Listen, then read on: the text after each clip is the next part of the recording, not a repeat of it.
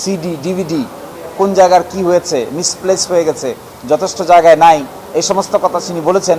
কারণ আদালত প্রশ্ন করেছিলেন এত সময় কেন দরকার হবে। 9 মাস যেহেতু তারা সময় চেয়েছেন, সেই জন্য তার জাস্টিফিকেশন করতে গিয়ে কিছু কথা বলেছেন যে এভিডেন্সগুলো অনেক কিছু ডিসঅ্যাপিয়ার হয়ে গেছে। যেহেতু তদন্ত চলমান, কিছুটা সংবেদনশীলতা আছে, সব চাইলেও আমরা ডিসক্লোজ করতে পারিনি। সাগর রুনি হত্যাকাণ্ডের যে তদন্ত চলছিল টাস্কফোর্স কর্তৃক, এটির প্রতিবেদন দেওয়ার কথা ছিল 6 এপ্রিল 2025-এ, কিন্তু 6 এপ্রিল 2025-এ আদালত বন্ধ থাকায় আজকে এই মামলাটি শুনানির জন্য এসেছিল। এই শুনানির পর্যায়ে রাষ্ট্রপক্ষ কি পরিমাণ তদন্ত করা হয়েছে, কি প্রগ্রেস আছে, এই মর্মে একটি আংশিক রিপোর্ট আমাদেরকে দেখিয়েছেন। কিন্তু যেহেতু আইনি বাধ্যবাধকতা আছে, তদন্ত চলমান, সেই জন্য সেই রিপোর্টের কপিটি আপাতত আমরা আইনিভাবে পাইনি। আদালতেও জমা না দিয়ে আদালতের সামনে উপস্থাপন করেছেন। তিনি আদালতকেও এটি আশ্বস্ত করেছেন যে তদন্ত চলছে, তদন্তের প্রগ্রেস আছে, বেশ কিছু কাজ করা হয়েছে। আমেরিকা সহ বিভিন্ন জায়গায় ডিএনএ টেস্টের জন্য রিকোয়েস্ট পাঠানো হয়েছে এবং এগুলো আসার জন্য আরও কিছু সময়ের প্রয়োজন। তদন্তকারী কর্মকর্তা যিনি ছিলেন তিনিও আদালতে উপস্থিত ছিলেন। এই প্রেক্ষিতে রাষ্ট্রপক্ষ 9 মাস সময় চেয়েছিল, আমরা 3 মাস সময়ের কথা বলেছিলাম। অবশেষে আদালত বিচার বিবেচনা করে 6 মাস সময় মঞ্জুর করেছেন এবং পরবর্তীতে 22 অক্টোবর 2025-এ পরবর্তী আদেশের জন্য আদালতে আসবে।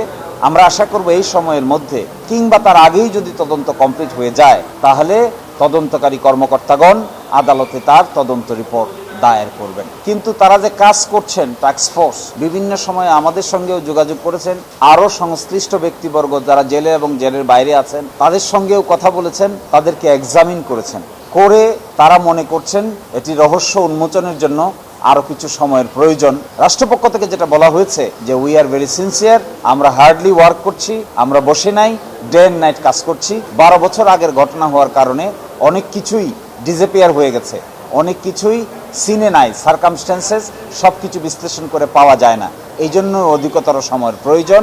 তারা ডিএনএ টেস্ট যেটা পাঠিয়েছেন বলছেন, সেটি ফেরত আসতেও আরও কিছু সময়ের প্রয়োজন। ফলশ্রুতিতে রাষ্ট্রের এই যে দীর্ঘতে আমি বলবো না, আমি মনে করি তারা সিনসিয়ার, তারা ওয়ার্ক করছে, রহস্য উন্মোচন এখনো করতে পারে নাই। রাষ্ট্রপক্ষ একটু বলার চেষ্টা করেছেন যে অনেক কিছুই ডিসঅ্যাপিয়ার হয়ে গেছে, অনেক কিছুই অনেক দিনের আগের নথি, অনেক কিছুই খুঁজে পাওয়া যায়নি, সিডি ডিভিডি কোন জায়গার কি হয়েছে, মিসপ্লেস হয়ে গেছে, যথেষ্ট জায়গায় নাই, এই সমস্ত কথা তিনি বলেছেন। কারণ আদালত প্রশ্ন করেছিলেন এত সময় কেন দরকার হবে। 9 মাস যেহেতু তারা সময় চেয়েছেন, সেই জন্য তার জাস্টিফিকেশন করতে গিয়ে কিছু কথা বলেছেন যে এভিডেন্সগুলো অনেক কিছু ডিসঅ্যাপিয়ার হয়ে গেছে। তো এগুলো সব আসলে যেহেতু তদন্ত চলমান, কিছুটা সংবেদনশীলতা আছে, সব চাইলেও আমরা ডিসক্লোজ করতে পারিনি। আমি প্রগ্রেস রিপোর্ট দেখেছি, তিনি প্রগ্রেস রিপোর্ট নিয়ে এসেছেন, আদালতের সামনে আমাকে দেখিয়েছেন, আমার সেটা প্রাথমিকভাবে দেখার সুযোগ হয়েছে।